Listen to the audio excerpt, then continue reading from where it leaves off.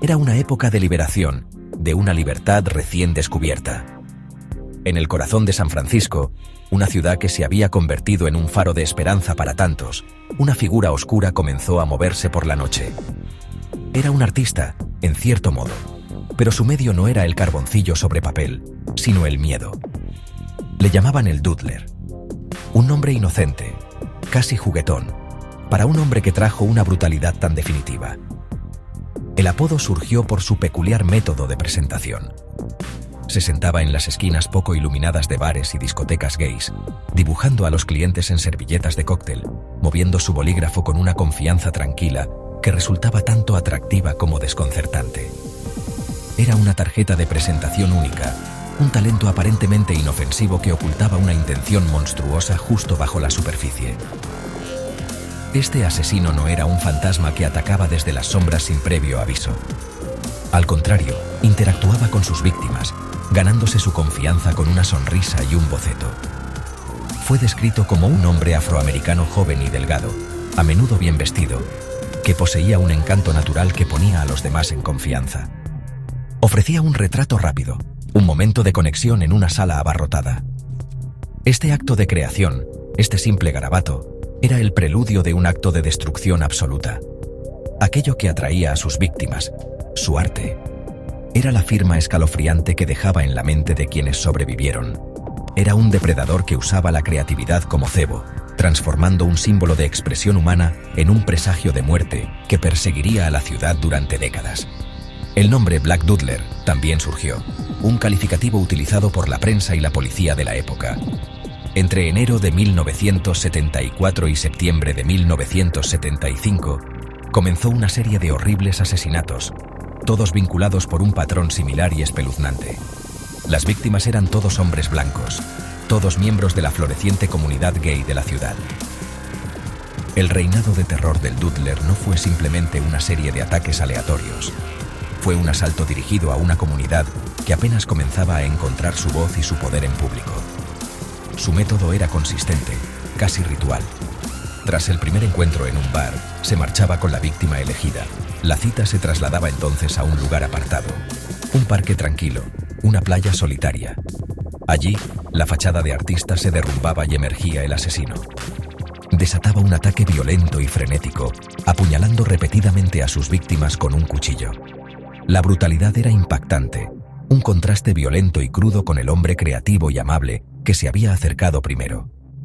El Doodler era una paradoja, creador y destructor, encantador y monstruo, un hombre cuya identidad sigue siendo hasta hoy un lienzo inquietantemente en blanco. Para entender al Doodler, primero hay que entender su territorio de caza. San Francisco a mediados de los años 70 era una ciudad en plena transformación.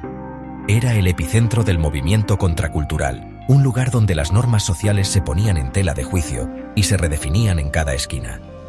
Para la comunidad LGBTQ+, era mucho más que una ciudad, era un santuario. Miles de personas acudían a barrios como El Castro, en busca de aceptación y la libertad de vivir abiertamente, lejos del juicio y la persecución que enfrentaban en otras partes del país. Esta nueva apertura creó un ambiente social vibrante y próspero, con bares y saunas que servían de centros comunitarios donde se forjaban conexiones. Era una edad dorada de liberación, pero justamente esa atmósfera de confianza y apertura generaba una vulnerabilidad que un depredador podía explotar. El Castro estaba vivo, vibrante, con una energía palpable. Era un mundo de ritmos disco, organización política y descubrimiento personal. Pero bajo esa apariencia de celebración, existía una realidad compleja. La relación entre la comunidad gay y el Departamento de Policía de San Francisco estaba marcada por la tensión y la desconfianza. Las redadas policiales en bares gays seguían siendo un recuerdo reciente y doloroso.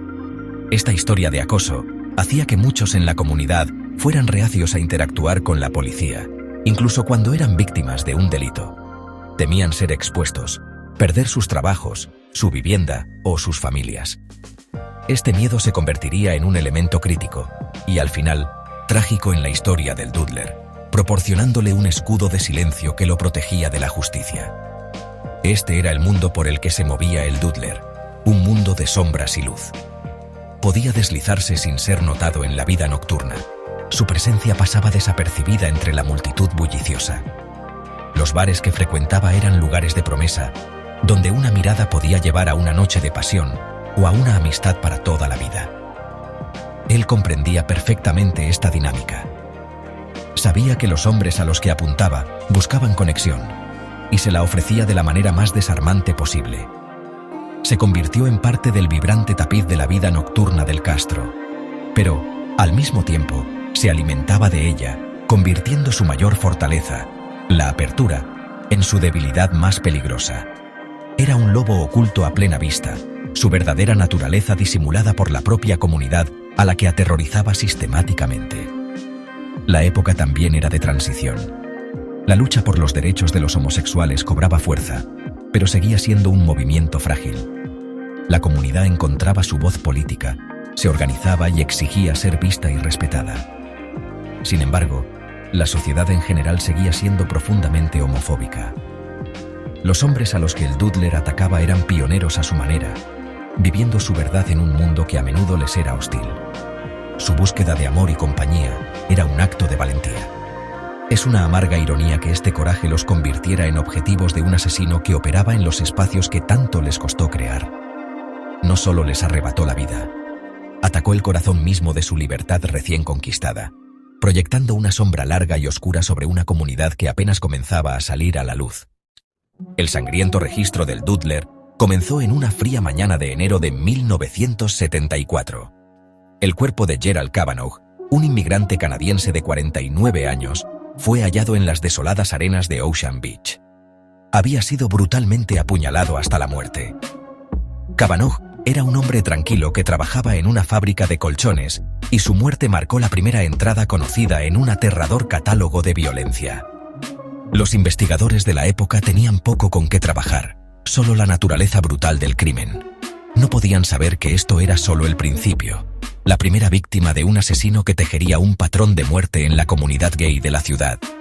Cada víctima era una vida, una historia, terminada abrupta y cruelmente, dejando atrás familias en duelo y una comunidad atrapada por un creciente sentimiento de temor. 4 meses después, en mayo de 1974, el asesino volvió a atacar. Joseph J. Stevens, un imitador femenino y comediante de 27 años, fue hallado muerto cerca del lago Spreckels, en el Golden Gate Park. Como Kavanaugh, había sido apuñalado múltiples veces. Stevens era una personalidad vibrante, conocido por su ingenio y sus actuaciones en los clubes de la ciudad. Su asesinato causó conmoción en los círculos artísticos de la comunidad gay. El lugar era significativo. El Golden Gate Park, un popular punto de encuentro, era un espacio tanto de comunidad como de riesgo. El Doodler demostraba así su conocimiento de estos lugares, convirtiendo sitios de congregación en escenas del crimen y profundizando el miedo de que nadie estaba realmente a salvo, ni siquiera en el corazón de su propio mundo. El sombrío recuento siguió creciendo. En junio, Klaus Christmann, un inmigrante alemán de 31 años, fue hallado asesinado, su cuerpo descubierto por una mujer que paseaba a su perro, de nuevo cerca de Ocean Beach. Estaba casado y tenía hijos, una vida secreta que su trágica muerte sacó a la luz, poniendo de manifiesto las complejidades y riesgos ocultos que enfrentaban muchos hombres gays y bisexuales de esa época. Luego, en julio, otra víctima, Frederick Capin, un veterano de Vietnam de 32 años que trabajaba como enfermero. Su cuerpo fue hallado en un aparcamiento con la garganta cortada. El patrón se volvía aterradoramente claro. Todas las víctimas eran hombres blancos. Todos habían sido apuñalados y se creía que todos habían sido recogidos en bares gays o lugares de encuentro antes de sus asesinatos. La última víctima confirmada, Harald Gullberg, un marinero sueco de 66 años, fue hallado en septiembre de 1975. Su cuerpo fue encontrado en estado de descomposición en Lincoln Park, lo que dificultó especialmente el trabajo de los investigadores. Había estado en San Francisco solo por poco tiempo. Aunque la policía vincula oficialmente 5 asesinatos al Doodler, algunos investigadores creen que el número de víctimas podría llegar a 14, ya que otros ataques y asesinatos sin resolver de ese periodo llevan su oscura firma. Cada hombre era mucho más que una estadística. Eran individuos con esperanzas, sueños y vidas que fueron arrebatadas por un artista sin rostro, cuyos bocetos eran el preludio de una masacre. Sus historias son un recordatorio sombrío del costo humano de este misterio, aún sin resolver. La investigación sobre los asesinatos del Dudler fue desde el principio un esfuerzo frustrante y desgarrador. El Departamento de Policía de San Francisco, encabezado por los detectives Rothea Guilford y Earl Sanders, se enfrentó a una serie de desafíos únicos que parecían conspirar para mantener oculta la identidad del asesino. Tenían una descripción del sospechoso, un modus operandi constante e incluso un posible motivo. Una ira profunda contra los hombres homosexuales. Sin embargo, cada pista parecía desvanecerse en un callejón sin salida. El mayor obstáculo no era la falta de indicios, sino un muro de silencio, profundo y comprensible. La propia comunidad que estaba siendo aterrorizada no podía, y tampoco quería, colaborar plenamente con las autoridades, a las que durante tanto tiempo habían aprendido a desconfiar. Un avance importante pareció llegar cuando 3 hombres que habían sobrevivido a los ataques del Dudler se presentaron ante la policía. Estos supervivientes ofrecieron una descripción detallada del joven afroamericano, encantador, que los dibujaba antes de atacarlos con un cuchillo.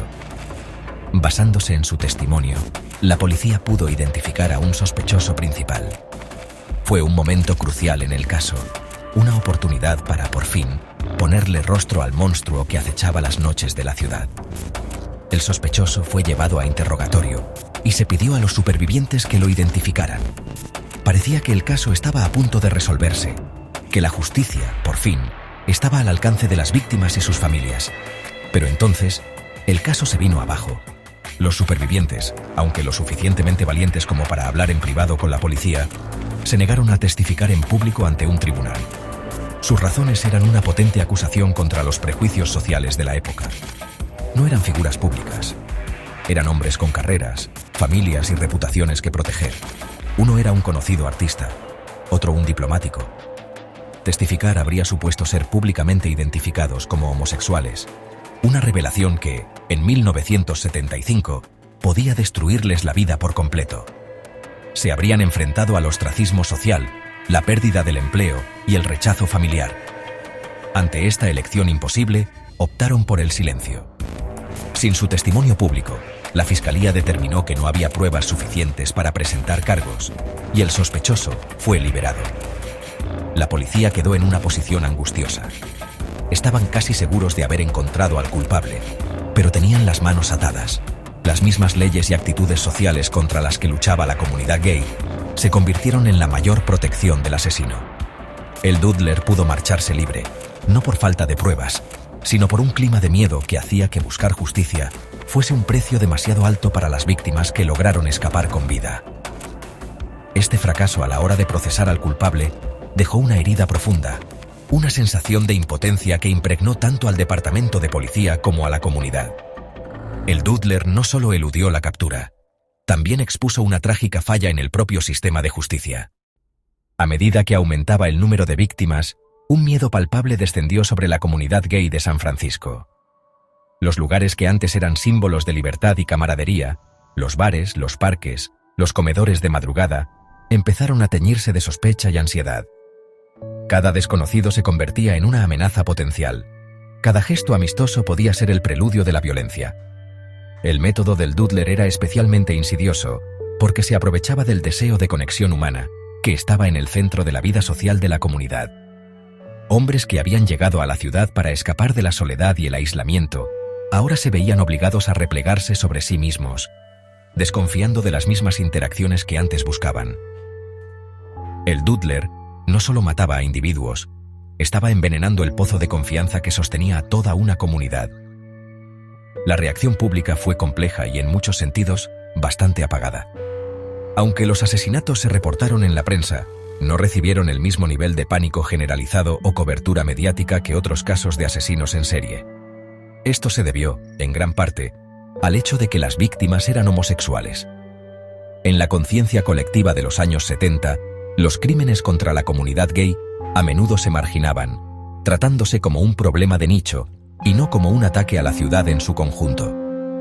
Esta relativa indiferencia del público en general solo amplificó la sensación de aislamiento y vulnerabilidad dentro del Castro y otros enclaves gays. Sentían que estaban solos, luchando contra un monstruo que el resto del mundo parecía dispuesto a ignorar. Fue en este clima de miedo y abandono oficial cuando los líderes comunitarios comenzaron a alzar la voz.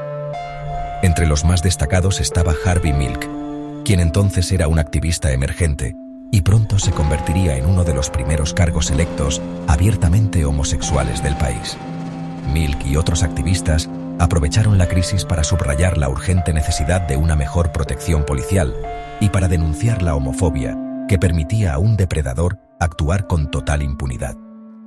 Emitieron advertencias, instando a la gente a ser cauta y a desplazarse en grupo.